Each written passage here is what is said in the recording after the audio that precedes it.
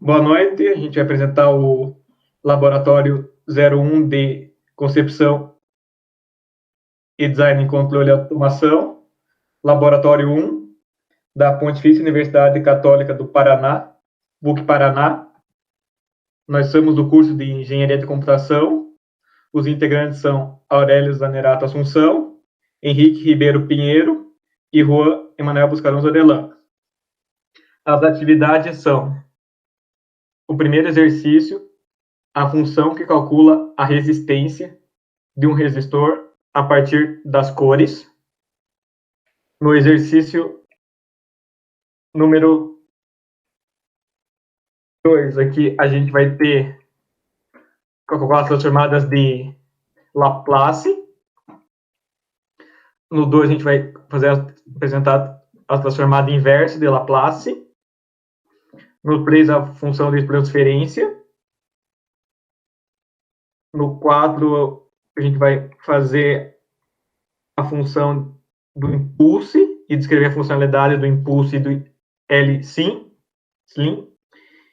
E o quinto é uma função de transferência, fazer o gráfico. A parte 1 da atividade prática consiste em uma função do MATLAB que calcula a resistência elétrica de um resistor, tendo como parâmetro de entrada o nome das 3 cores dos anéis do resistor e como saída o valor de sua resistência em kΩ. Caso você entre com os valores numéricos do resistor, ou com menos parâmetros que o necessário, ou mais parâmetros, você encontrará mensagens de erro. Mas, se você colocar os valores corretamente, você terá o seu resultado em kΩ.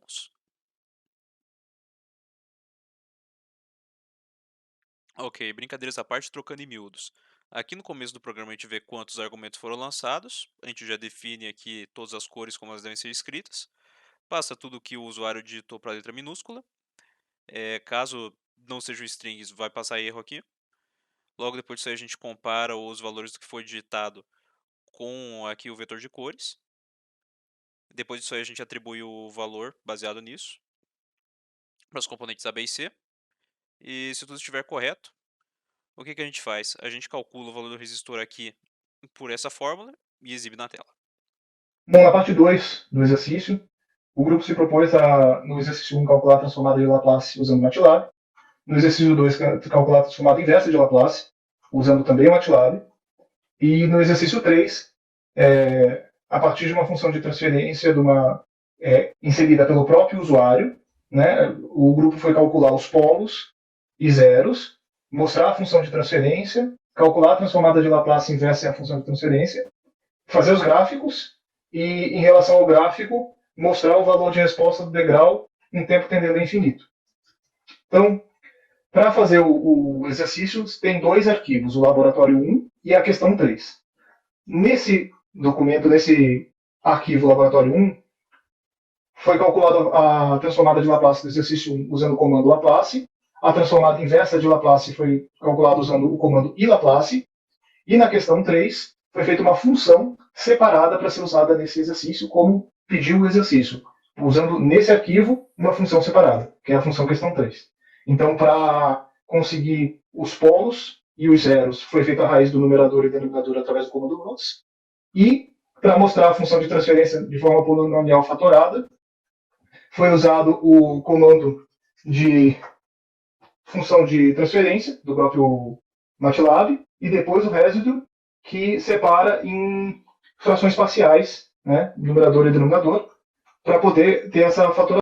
Então, na letra C, é pedido que se calcule a transformada de Laplace inversa da função de transferência. Então, usando a resposta da letra B, se monta a equação, e aí é calculado a função inversa usando o comando iLaplace, usando o resultado da função nesse comando iLaplace. No exercício 3D, o grupo fez o gráfico que era pedido da resposta do sistema, considerando a entrada de grau. Para isso, fizemos t variando de 0,01 segundos até 10 segundos, utilizando a função step, função de t, resposta step, função de t.